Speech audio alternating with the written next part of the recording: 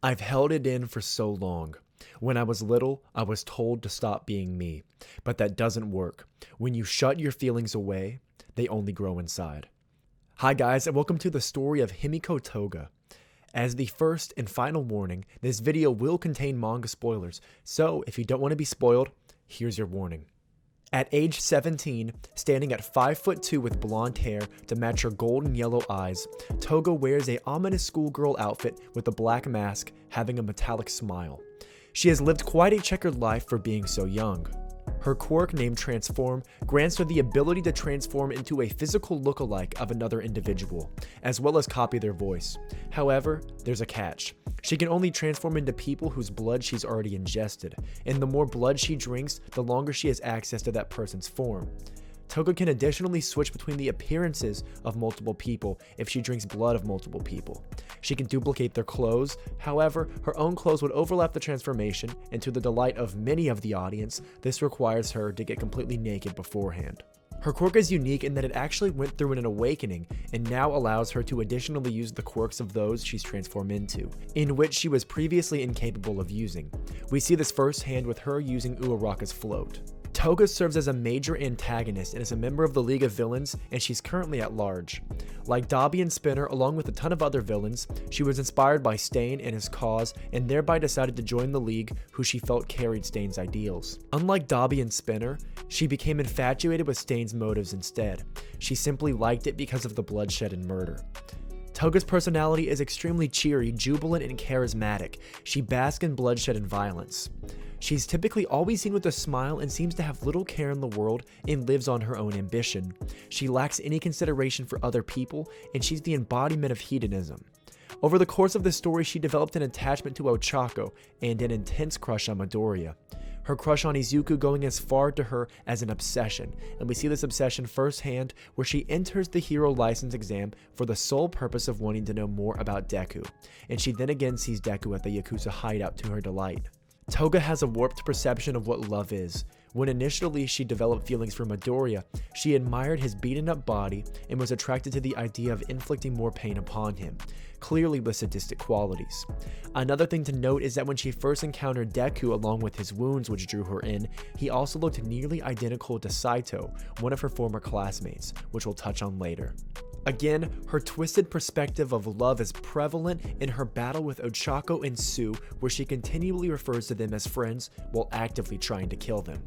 During this conflict, Toga tells Ochako and Sue that it's normal and natural to love someone so much that you want to become them, which plays directly into her quirk. Her obsession drives her to want to become these individuals, and the way she does that is by taking their blood.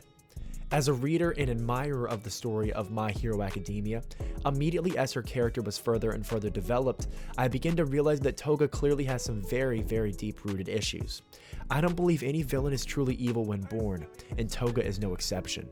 Since a child, Toga showed signs of unnatural and chaotic behavior. She was seen ingesting blood of animals and humans in order to satiate her immense bloodlust.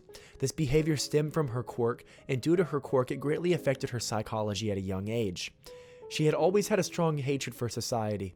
She viewed it in fact as a place she couldn't be herself due to her being forced to hide her behavior during middle school, in which she eventually snapped.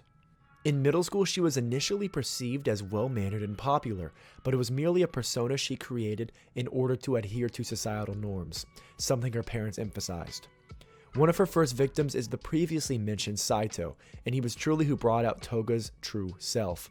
He was attacked and heavily injured by Toga, and we see Toga stick a straw into Saito's body and drink his blood. The current status of whether Saito lived or died is unknown, but what we do know is that this was the moment of her psychological break in which she becomes her true self, and it relates back to the opening quote of this video, where she suggests that burying these impulses, it just doesn't work. Instead, it grows. After she snapped and gave in to her impulses, she ran away from home and was determined to do as she pleased. She wanted to live in a society where she isn't judged for her impulses or how she acts, which is one of the reasons she joined under the umbrella of the League of Villains. She's not one of the more loyal members of the league, as she is seen getting irritated and sometimes violent when she's forced to do something she doesn't like. Toga clearly has childish tendencies she never grew out of, mistaking obsession for love and the inability to be told what to do. Despite Toga's violent tendencies, she is capable of showing love and compassion, as we saw she was deeply affected by the loss of Magni, in which she vowed to avenge his death. She is also seen to be comforting Twice when he is split between his two personalities, and was heartbroken by Twice's death, in which a rampage ensued, once again aiming to avenge her comrade. In her fight with Uraraka, she sheds tears as someone she viewed as a friend, despite her warped perception, clearly doesn't accept her for what she is, just like society. It is entirely possible that Toga desires connections with others, but she just doesn't know how to do so due to her unique quirk and her dark way of loving people, which results in her often harming them and possibly even killing them. Toga is an emotionally scarred individual who is rejected by society due to her impulses and her inability to control them. It's very clear she has stagnated in maturity as a result and is still trying to figure out where she belongs in this world. I, for one, am very keen on the idea of her being someone Ochako eventually saves, and someone who would be very valuable on the side of the heroes as the final act continues to approach. This has been the story of Himiko Toga done in just a few minutes. If you guys enjoyed this video and these analyses-based videos, I really encourage you to leave a subscription, a like, and a comment so I know you want more of these style of videos. In fact, we're trying to go plus ultra, and by 2022, we're aiming to have 1,000 subscribers. So if you join part of that revolution to get these 1,000 subscribers, I would greatly appreciate it, as I love making this content, and even if no one viewed any of it, I would still be doing it. I plan to make this kind of a video series on some of my other favorite members of the League of Villains and kind of breaking them down in their character.